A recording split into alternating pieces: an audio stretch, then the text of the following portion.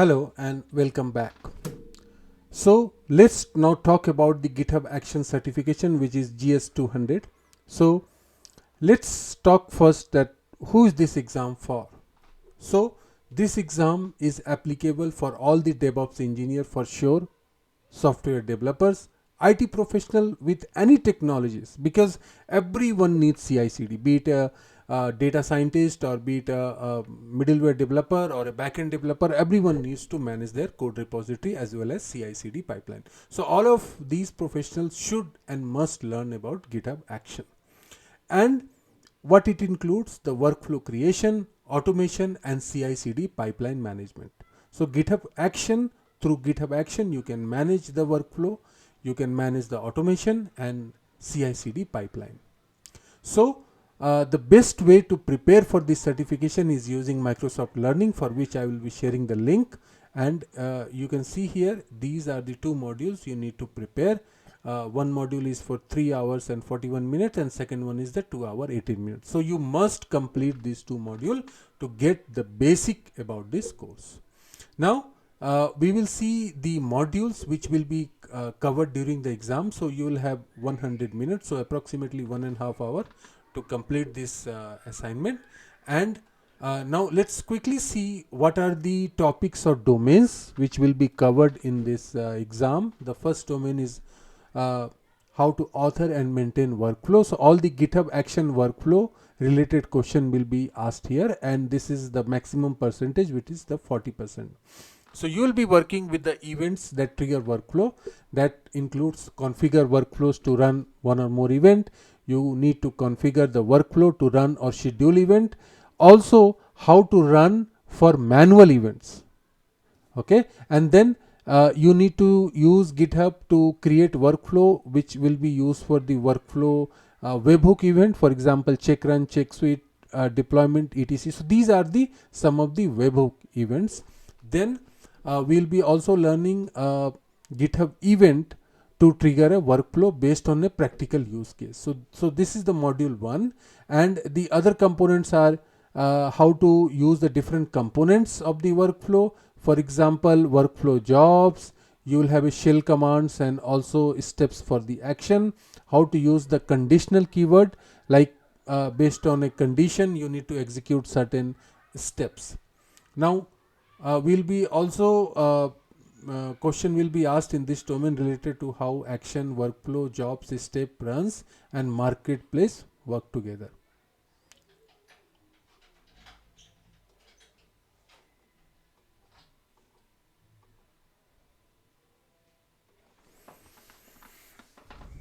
So we'll also be learning about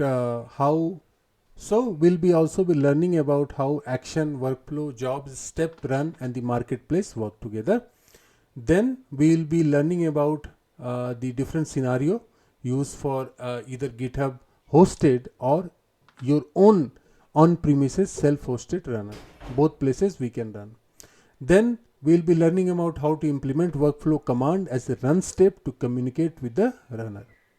And also we'll be including about the use of dependent job. The other part of this module, first module, is how to use the encrypted secret and the variable part for the workflow. So you will be storing the password, credential, maybe SFTP credential or some other credential related to your repository. So all of them how to store in GitHub Action, and also about GitHub token, the sensitive all the sensitive information how you can privately secure in the GitHub Action. Then how to create a workflow for a particular purpose. For example, you need to add a script for a workflow, then how to publish the GitHub package using the workflow, because ultimately you also need to publish the end product, which is your deployable component, to container or the packages. Now will also be question there will be question which will be asked about the code QL as a step in the workflow, and then you should be aware about how to publish a component to the GitHub release using the GitHub Action.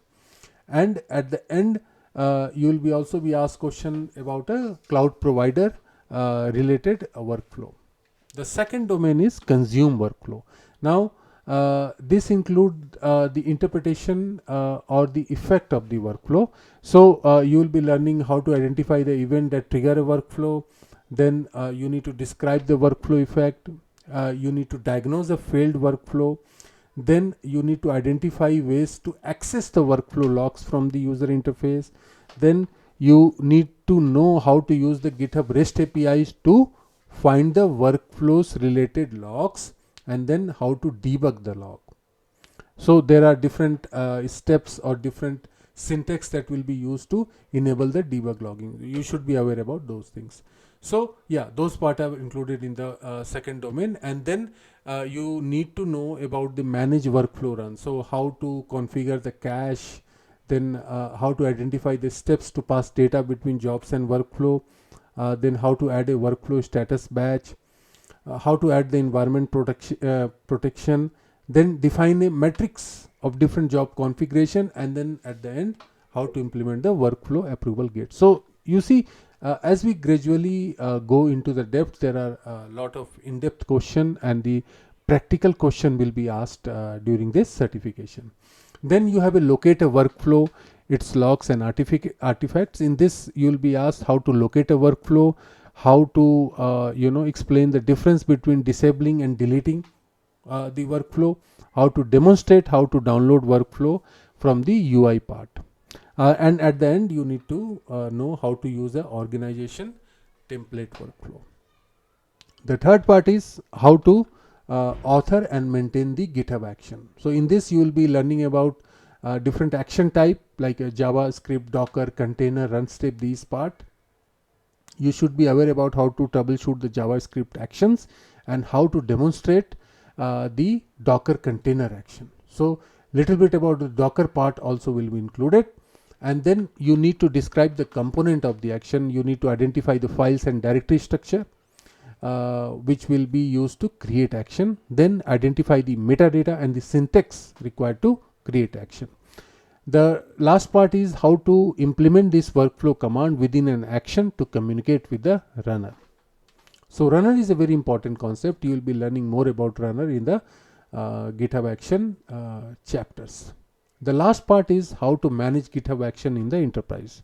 So this contains a small set of questions, but there will be question, and that include how to distribute the action and workflows to enterprise.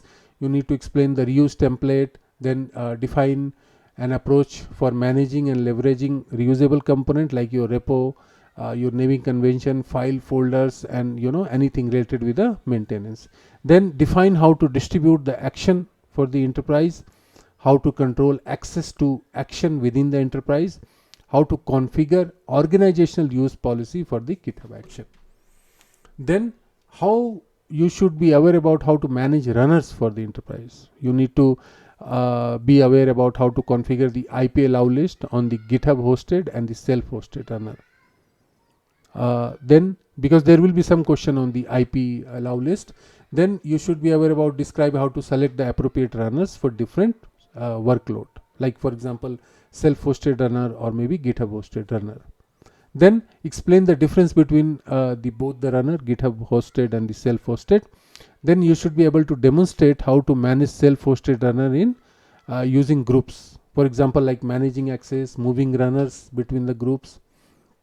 And at the end you should be aware about how to monitor, troubleshoot and update self-hosted runner. The last part of this domain is how to manage the encrypted secret in the enterprise. So there could be various ways to manage or keep the encrypted secret in the GitHub action. You need to first identify the scope, then you need to manage the secret within the action or the workflow, how you can access those secret. For example, let's say you have a Nexus repository and password you want to access in all the repository, right? So you can maintain that at one place. Then you should be aware about how to explain the organization level encrypted secret and how the repository level encrypted secret is maintained within the GitHub action. So you see, these are the different 4 domain from which the question will be asked. In the coming video I will be explaining the important concept and then how to prepare for this certification. But remember, these 4 domain are very important and you should be well versed with all this component. And my suggestion is, before you go for the certification, you should actually be implementing few or creating few CI/CD pipelines, so that you will be aware about how to create the pipelines, what are the different syntax that will be used in the pipeline. So now let's move to the next video to get some in-depth knowledge on the GitHub Actions.